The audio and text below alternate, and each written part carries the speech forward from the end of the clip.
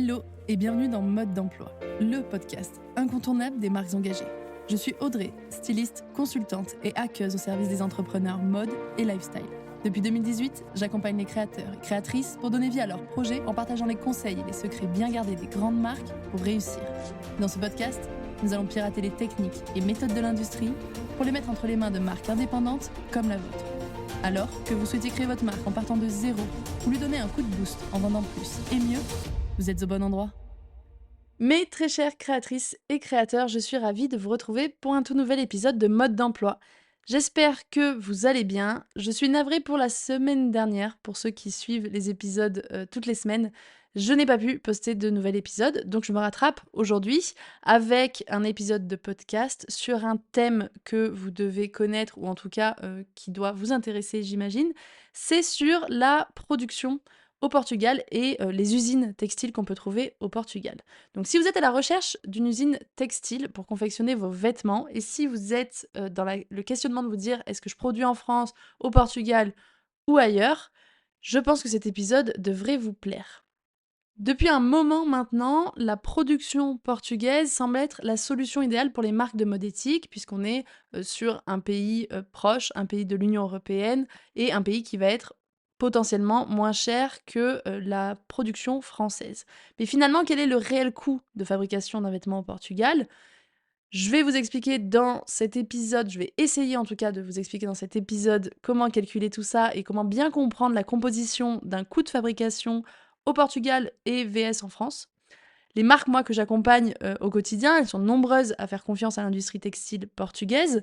Et donc, j'ai maintenant une vision assez large pour vous donner des idées d'ordre de prix et pour vous accompagner dans votre recherche d'ateliers de production et de pays producteurs grâce à ces retours que j'ai des nombreuses marques que j'ai accompagnées depuis 2021.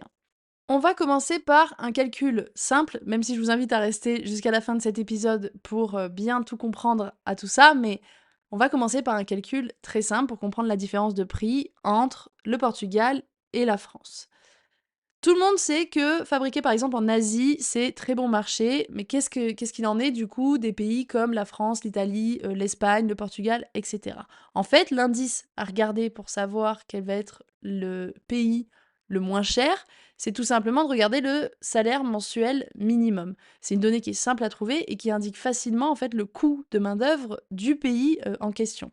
Donc, pour vous donner un ordre d'idée, en 2020, le salaire minimum légal en France, il était d'environ 1 500 euros. Au Portugal, il était environ 750 euros, soit 50% de moins que dans l'Hexagone. Mais c'est pas la seule donnée qui va entrer en compte dans les calculs de prix. Par contre, bien sûr que les employés de l'industrie textile touchent parfois plus que le minimum, peu importe le pays. C'est pas le cas non plus de partout, mais la plupart du temps en Europe, ça va être le cas. Malgré tout, cette moyenne, elle peut nous permettre d'établir en fait une réponse assez simple. La main-d'œuvre au Portugal est moins chère que celle en France. Donc, oui, sur le principe, produire des vêtements au Portugal présenterait certainement un avantage financier par rapport à la France. Mais il y a toujours un mais. Sinon, ce serait trop simple. En fait, faire fabriquer au Portugal, c'est totalement différent d'une fabrication française sur plein de points.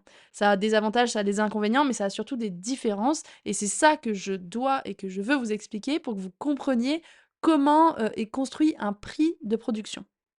Donc, si vous êtes dans cette étape de recherche d'un atelier, vous vous dites, je vais tout simplement comparer les prix entre un atelier portugais et un atelier français. Mais c'est pas si simple que ça. En fait, les deux industries, l'industrie française et l'industrie portugaise, ne fonctionnent pas tout à fait de la même manière et ça change le prix final. Donc les différences de fonctionnement des industries textiles, elles sont importantes entre chaque pays. Mais en fait, en France, les professionnels du textile et les marques fonctionnent ce qu'on appelle en travail à façon. C'est-à-dire que le travail à façon, c'est que la marque va s'occuper de trouver, d'acheter et de fournir la matière première à l'atelier de confection. Et du coup, l'industriel, il se charge seulement de l'étape production ou juste de l'étape confection. Donc il va faire la coupe, il va faire le montage, et il va envoyer les pièces confectionnées dans les locaux et les entrepôts de la marque. Ça veut dire que, en tant que marque, c'est vous qui gérez la recherche de tissus, mais aussi la recherche de tout ce qui est fourniture et de tous les éléments nécessaires à la fabrication, comme les boutons, les zips, les étiquettes, le tissu, etc. Au Portugal, et partout dans le reste de l'Europe, ou presque, le fonctionnement il est un peu différent. On fonctionne en négoce, comme avec l'Asie par exemple. Donc là, je vais vous expliquer aussi ce terme. La négoce, c'est lorsque l'industriel s'occupe de trouver tous les éléments qui vont constituer votre modèle. C'est-à-dire que c'est l'industriel qui va s'approvisionner en tissus et en fournitures, il va confectionner vos pièces et ensuite il va vous les livrer. Bien sûr, pour qu'il fasse cela, il faut que l'atelier ait un cahier des charges ou des fiches techniques ou des tech packs qui soient hyper aboutis. Donc ça, c'est quelque chose qui vient de vous, parce que sinon il va sourcer un peu tout et n'importe quoi et vous allez vous retrouver avec une confection qui ressemble pas du tout à ce que vous aviez imaginé. Donc l'atelier va se baser sur votre cahier des charges pour trouver ces éléments-là. C'est donc ça qu'on appelle le travail en négoce. Donc, on va dire que lorsque vous travaillez avec un pays étranger, européen ou non européen, la plupart du temps, vous travaillez en négoce avec cet atelier-là. Et voilà du coup ce que ça change au calcul du prix de revient d'un vêtement. En fait, la difficulté à comparer les coûts de fabrication réside dans cette différence de fonctionnement. En fabrication française, vous devez ajouter tous les coûts, donc vous calculez votre coût de tissu, de confection, de fourniture et tout ça, et vous le rapportez à chaque modèle pour connaître le coût de fabrication de votre produit. Alors qu'au Portugal, c'est l'atelier qui va vous donner un prix tout compris, finalement, un prix au modèle, un prix pour produit fini, et vous ne connaîtrez jamais le détail de chaque coût, que ce soit pour le tissu, quel est le coût de confection, quel est le coût qu'on attribue aux boutons, aux zips, etc. Donc, on peut trouver des avantages et des inconvénients dans chacune de ces deux pratiques, mais il n'empêche qu'il y a une vraie difficulté à comparer des coûts et à comparer par exemple des devis tels quels. C'est bien plus complexe que si on avait juste deux devis où il fallait comparer un prix de revient. Maîtriser chaque étape ou au contraire tout déléguer, donc maîtriser chaque étape en France en faisant du travail à façon ou au contraire tout déléguer à un atelier qui va faire de la négoce, c'est des critères à prendre en compte quand vous allez choisir votre atelier. Et ce fonctionnement, des fois, il peut même avoir plus de poids que le simple prix dans certaines décisions. Là, c'est à vous de voir. Moi, je vous conseille au mieux en fonction de votre projet dans le programme Créer sa marque et en vivre, et en fonction de vos produits, en fonction de votre budget prévisionnel et tout ça. Mais c'est vraiment, il faut se demander, au-delà du prix, quel est le système et le fonctionnement que je vais adopter et que je me sens capable d'adopter. Donc si, après avoir réfléchi à ce fonctionnement, vous faites le choix d'une production au Portugal, c'est souvent le cas d'ailleurs parce que vous vous dites, vu que j'y connais pas grand-chose, je préfère tout déléguer et qu'un atelier se charge de la recherche de tissus. Donc ça, attention, c'est une des premières grosses erreurs des créatrices et des créateurs débutants. Je le dis ici, mais c'est vraiment une énorme erreur si vous pensez ça et que vous vous dites: «Je vais déléguer l'ensemble de mon sourcing pour ces raisons-là». Mais si jamais vous avez pesé le pour et le contre et vous vous dites: «OK, je pars sur une production au Portugal», il y a encore d'autres petits éléments à ne pas oublier. C'est-à-dire que si, le prix moyen de confection est un peu moins élevé au Portugal, les déplacements que vous allez faire dans cet atelier vont vous coûter plus cher que si forcément vous vous déplaciez dans le département voisin. Pareil, les frais d'envoi et de livraison de votre production ou de vos prototypes vont vous coûter forcément un peu plus cher que si vous aviez un atelier en France. Donc rien ne vous oblige à vous rendre sur place, mais c'est quand même fortement conseillé pour vous rendre compte de avec qui vous travaillez et pour voir votre production aussi. Et une fois de plus, là, le fait de ne pas maîtriser chaque étape ou de ne pas savoir comment échanger avec un atelier au Portugal peut faire peur et du coup là, l'échange peut être plus compliqué donc c'est pas impossible mais si vous voulez tout déléguer parce que vous n'êtes pas du milieu de la mode et vous pensez ne rien y connaître, c'est pas la bonne solution parce qu'à un moment donné, vous allez devoir échanger avec cet atelier quoi qu'il arrive. Donc, pour réussir sa confection en Portugal, en fait, les clés, c'est d'avoir des fiches techniques qui sont nickel, qui sont professionnelles, d'avoir un rétro-planning qui est carré, d'avoir une bonne relation avec ses fournisseurs et donc d'être un minimum formé là-dessus ou de maîtriser en tout cas les étapes de confection, de fabrication, etc. pour pouvoir avoir une relation professionnelle avec eux. Ça, c'est tout ce que je vous partage et que je vous apprends dans le programme Créer sa marque et en vivre et bien d'autres choses.